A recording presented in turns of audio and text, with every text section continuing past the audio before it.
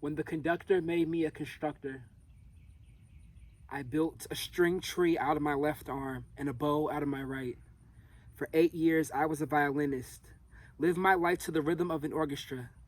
Fast forward to when I started college and let my second heart gather dust out of fear of not being good enough. I no longer see the conductor, but I can still hear the metronome. It tells me to slow down, keep calm. When I'm surrounded by Olympic sprinters, it reminds me to walk at my own pace. When everyone around me seems close to finding the next breakthrough medicine, it lets me know it's okay to focus on my own healing first. It tells me to breathe in, breathe out.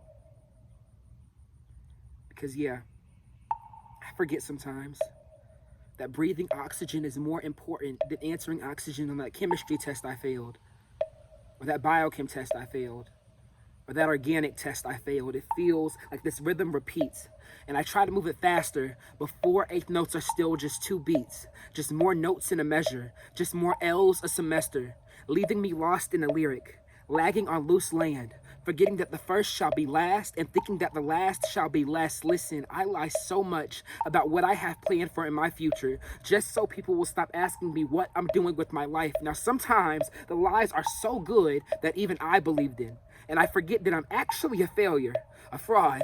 But fear not, because the anxiety is quick to remind me. I had a panic attack before a meeting I had to lead. I actually set a timer for how long I had to cry. That's what college did to me. Made me sign my life away to time. Maybe that's why the time signature is the first thing you see in music, to remind you that not even your pain is your own to schedule. Did you know? You can feel claustrophobic in your own head, as if your skull is so busy trying to keep everything together, it doesn't leave room for your brain to breathe. Adrenaline rushing so fast that you can't feel the open wounds anymore. Wow, it's crazy how one fast beat can ruin everything. I was never good at playing 16th notes. It moved so fast that I always feel like I was losing control, and I always feel like I'm losing control. I just want it to stop.